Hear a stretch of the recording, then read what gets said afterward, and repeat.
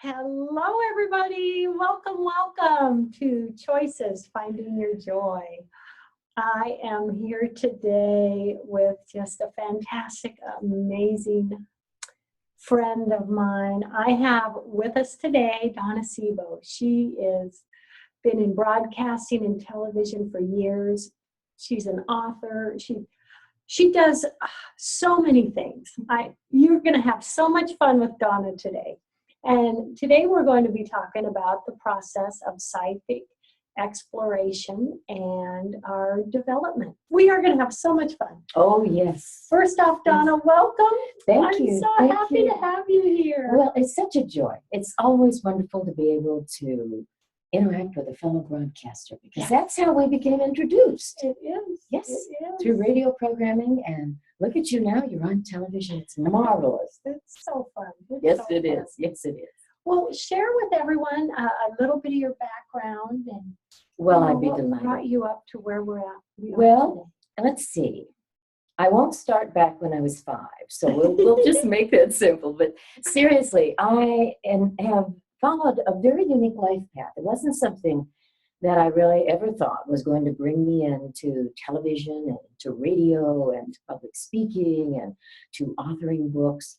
And I have to backstep a little bit because in the 1980s, I was with a very dear friend. I had started broadcasting up in Anchorage, Alaska.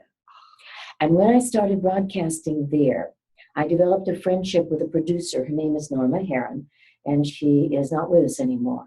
But I can remember standing outside of a hotel and telling Norma, I want to have an international show.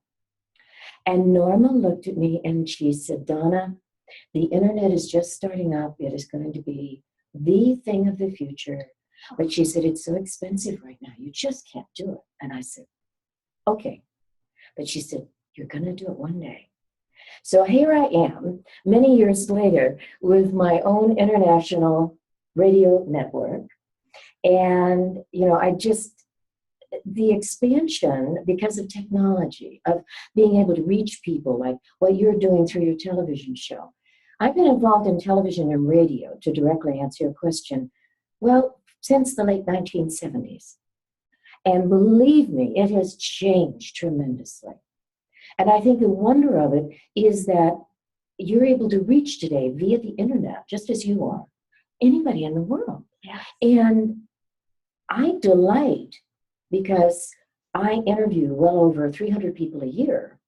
So I have people from all walks of life, from all types of experiences. And these are people that are making an effort, wanting to make this world a better place. Yes. And that's what our programming is like. That's what you're all about. That's what I'm all about. And I think that is a real shift in media, because those of us that are in media doing this kind of work, we are saying we want people to be empowered. We want them to know that, number one, they have options. And number two, that there is a huge world out there. You might be in a country, you might not be in the United States as we are, you might be in Ghana, you might be in Australia, you might be in an island somewhere in the middle of the Asian world. And guess what? You're able to share space with us. We're together. Yes. There's this marvelous communication and this wonderful opportunity to be able to bring people in. So I'm so privileged. Thank you. Yes. I really am so delighted to be with you today. I just love it. This is so fantastic. Well, give us your thoughts on the process of, exploration and self-development. Oh, I love this. I absolutely love this. I always joke when people say, I want to be a normal person. I'll say, what's normal? Yes. I don't know. I've never met a normal person. And I was saying this just last night when I was giving a talk. I said, I really don't know what a normal person is. Everybody's going to have their opinions. But when you're in the psychic area, as I am, you're going to meet such a diversity of people and such a diversity of talent. And what I love about this, because psychic development is very much normal and natural. It belongs to everybody. This is something that I've spoken of from the very beginning.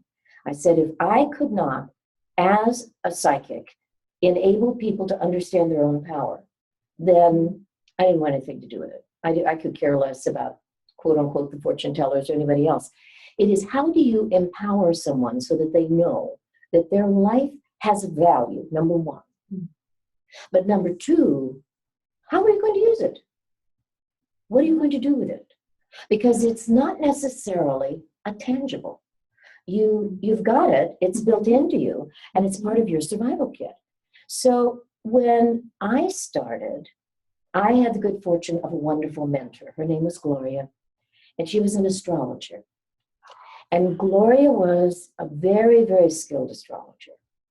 And I was put in touch with her at a time when, to put it bluntly, my life was in the toilet. It was really bad. I was in a very bad marriage. I was just dealing with issues that I was in my early 20s, and it just was something that I didn't know where to go. I just was absolutely lost. So I started having these dream experiences, and the dream experiences were so profound that I thought that my life was in danger. Yes. And I knew who the person was that was intimidating. And I can still, in my own memory today, at this moment, remember exactly what I was feeling, because I was in a cold sweat. I was miserable. I just said, oh my Lord, is someone going to try to attack me in a back alley, kind of an attitude, when you get frightened like that. Well, as it turned out, I was given information about Gloria. She was a perfect stranger. And I called her up on the phone. I'll never forget. This would make a great drama in a movie. It was in Southern California. There was a thunderstorm actually going on, which at that time was very rare. And it was pouring rain outside. And I remember picking up the phone, and I was trembling because I was one of these people, I never shared what went on in my life with anybody, except I had a very, very good friend. And Gloria, I just said to her, I said, I'm very frightened. I'm having these dreams I don't understand. And so I want to know if you can help me. This warm, vibrant voice came over the phone line saying, of course I can help you. So I started telling her my dreams. And what she did, she took them apart segment by segment by segment. She talked about the colors because I was very detailed. I gave her the colors. I told her the animals that were in the dream.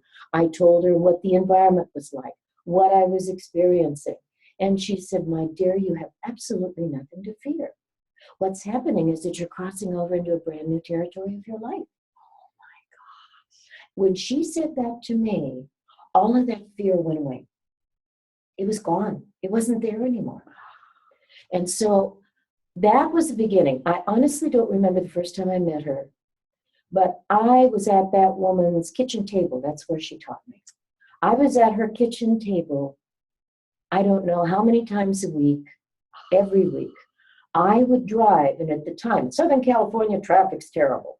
At the time, when I was doing it, it took me over an hour to get to where she was. Wow.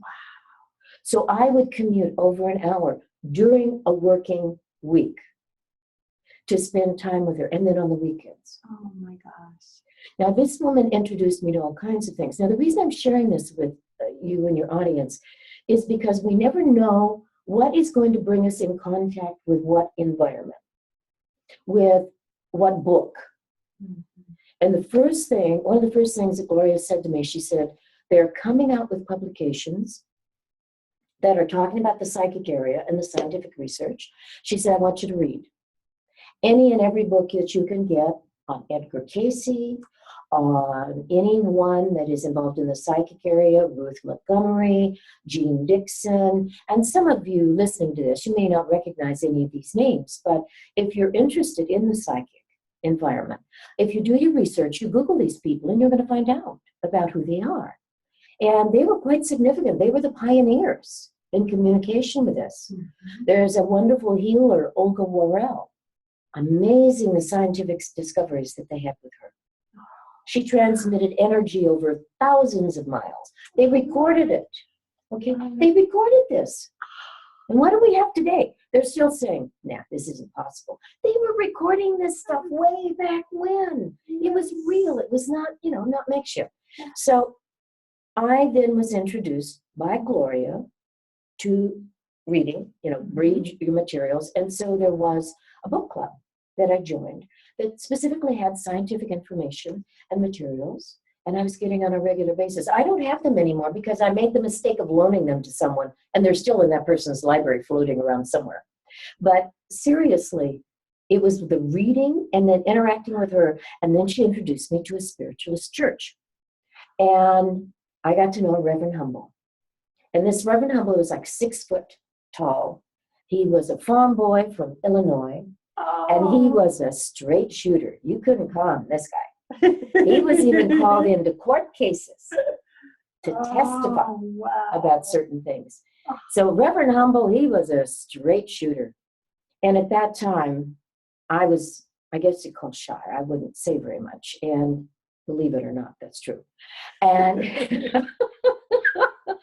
and I'll never forget, because he was very intimidating to me. And he must have had an attack of PMS. That's all I can say on that day, because I asked him very timidly about his classes, and he burst out. He said, I am so tired of people wanting to be psychic and they don't want to work at it. And I just looked at him, and I did my eyes got as big as sausage, and I said, oh, really? And I didn't open my mouth after that. But he was a trance medium. Wow. And there's a whole slew of stories about him. He was a fabulous human being, loved children. He was great, but he was no nonsense. He said, if you want to know about psychic development, you have to understand you have it here. It is within you, but you're going to develop it. Now, I remember going to the very first class with him. And when you're in your 20s, you're sort of brain dead. You really don't have very much in the way of common sense or wisdom because you haven't lived very long. Yeah. And I was a single mom at the time. And so I went into this class, and there were about 20 people in the class. And I situated myself directly across from him. And what occurred is I started listening to what was going on in the class, the conversations. And of course, he said, this is what we're going to do. We're going to turn the lights out. I want you to focus on somebody in the circle. And then I want you to retain what you pick up, whatever it is, whatever it is, I want you to do that. And then after that, after a period of quiet, then I'll turn the light back on. And he had something like a soft light there. And I thought, okay, I'm really in a weird group here. I don't know anything about this. He's turning the lights off? Are you for real? Okay. So he did that. I sat very quietly. Now, I was single at the time. Mm-hmm. And there was this real good-looking guy that was sitting to my left. I said, I think I'm going to focus on you. And that would be a distraction. So I said, I'll focus on you. Well, I really thought it was a bunch of hooey. Mm-hmm. So anyway, this image comes into my mind, and I look at it. Okay, that's nice. So then we were sitting there maybe, 3 minutes. It couldn't have been longer than that. And so then what he does is he goes around to each one of the students. Now, I was directly across from him. I was in the middle of all this stuff. Okay. And I start listening to what people are saying. And I thought, I'm really with a bunch of nuts. These people just are not for real. They're real loonies. And I determined that I wasn't going to say a thing. Okay. Because there were some people that would say, no, I didn't get anything. And pass. It was fine. We're students, right? Okay. We're beginning. Yeah. Comes to me, I got hit with diarrhea of the mouth. Oh, no. I started talking. I'm telling you, I had no intentions on saying one word. It just came out? It just came out, and I couldn't shut up. And so here I am, blah, blah, blah, blah, blah, blah, blah. And he said, now that's very interesting, Donna. And he proceeded to tell the young man and explain what it was that I had seen and what it meant. Now, what I saw was this magnificent, huge door. And the door was made of wood. It is like one of those old European doors where they had carved. It was beautiful. And the handle on the door was like gold. And there was a filigree type of patterning around the handle. He turns to this young man and he said, you have a door of opportunity. I thought to myself, a door of opportunity? So then the next thing he says to the young man is, she is seeing this door of opportunity for you. And so what is happening here is there is the knob, and it's very ornate. So this is a golden opportunity for you, but you're the one that has to turn the knob to open the door. Now what happened, which was really fascinating, the young man turned to me and his eyes just glowed. And I just said, oh boy, you are good looking. Anyway, what he said was, this is amazing. He had just gone for an interview with a major company that very day. And that was an opportunity. Oh, He said, wow, I had no idea. And I said, you mean it meant all of that stuff? Really? Is that what it did? I was so surprised. Yeah. I was stunned. So then my attitude changed a bit, Yes. you know, because until you experience something, Yes. you just don't know. You really don't know. So here I am with him, and I then went on for other classes. Now, the reason I'm sharing this is this is my experience. Everyone who gets into the psychic area, into the healing area, they each have their own stories. Yes. Some of them, I was talking with an individual last night when I was doing a program, and this individual said that it was a near-death experience that transformed their lives. So when you have these things occur to you, it's amazing. But what occurs that's even more important is the fact that you then have a whole new awareness. And you realize that you've got a responsibility in life. And that responsibility means that you've got to be true to yourself. Mm-hmm. And you can't go back to what you were in the past. Yeah. It's transformative. Changes, yes. Changes your life. It changes everything. It makes it real. You know, that experience gave reality to it. It does. And it doesn't stop. And it keeps, it's like the Energizer Bunny, you know, it keeps going and going and going and going. And I know there are people that are so gifted in the psychic area. I have a very dear friend, and she's intimidated by it. She's frightened by it. And that's one of the things that I try to do whenever I do programs or classes or I'm interacting with clients. I like people to know, don't be intimidated by this. This is a tool. I, for example, this is my life's work. This is what I do. This is what I was meant to do. Yeah. My mentor told me, Donna, you're a communicator. This is what you're meant to do. You're meant to show people that this is normal and this is natural and that it belongs to everyone. And it does. But it manifests itself in so many different ways. Different cultures, it manifests with a certain personality sometimes. And just last night, when I was talking, I was doing a reading for someone, and I said, I want you to get a DNA test done because I want you to find out about your ancestral history. Because they've got a mixed ancestral history, like so many of us do today.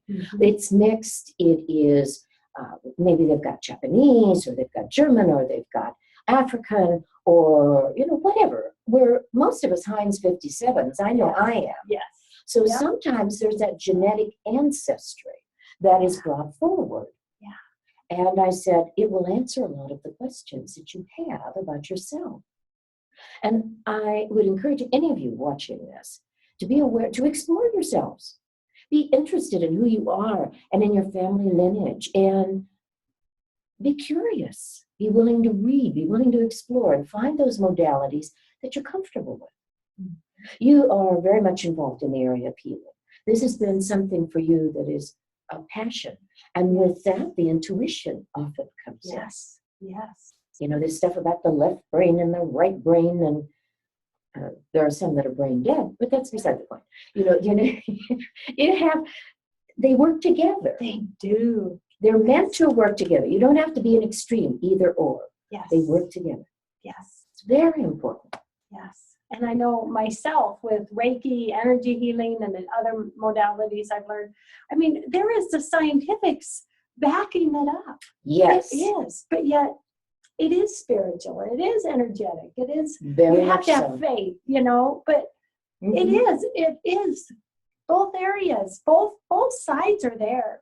And that's exciting. And as you know, as you mentioned, you know, we all have that ability to open up and have intuition, and It's exciting. Each of us have our own special gifts. That is true. And what I think is so special about the psychic area is that for each individual, it can be extraordinarily liberating. Yes. Because you are aware that you are one of the gazillion connections in this universe. And I always say this to my audiences: you're special wherever you are. You're a light, you're a beacon. When you turn that light off, when you deny your rightful heritage of your own intuitive processes, I don't care who you are, I don't care what your gender is, I don't care what ethnicity you have. When you deny that part of yourself, then what happens is that you freeze up. You become encased in a cocoon of paralysis, of mental, emotional, spiritual, and even physical paralysis.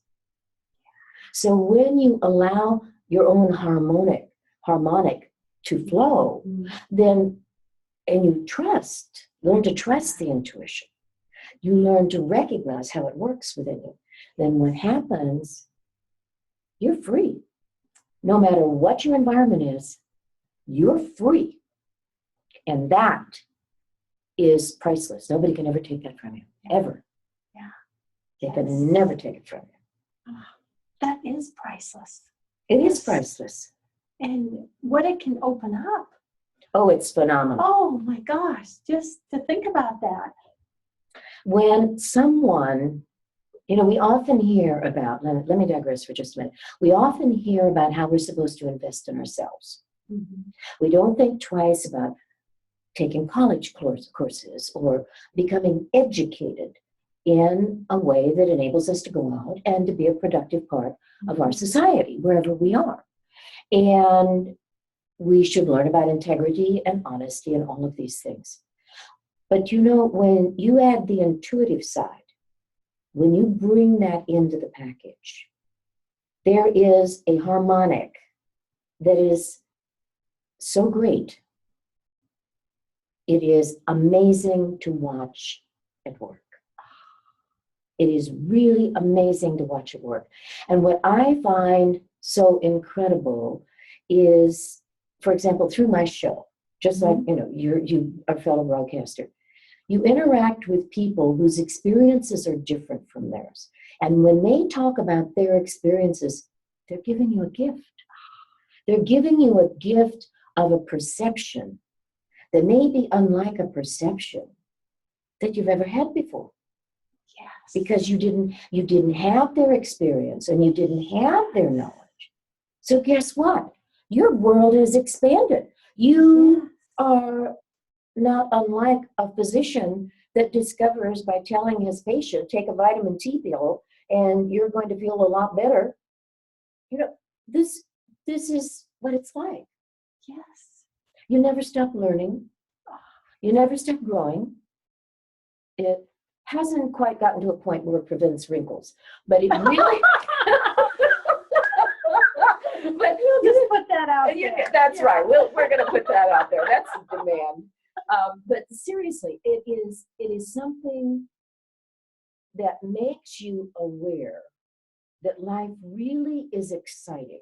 And even if you're in the pits, and I've been in the pits in my own way, I think I've surprised people when they will say to me, oh, you're so lucky. You have this, that, or the other. And I'll look at it and I'll say, you don't know what's gone on in my life. I don't think you'd want my life.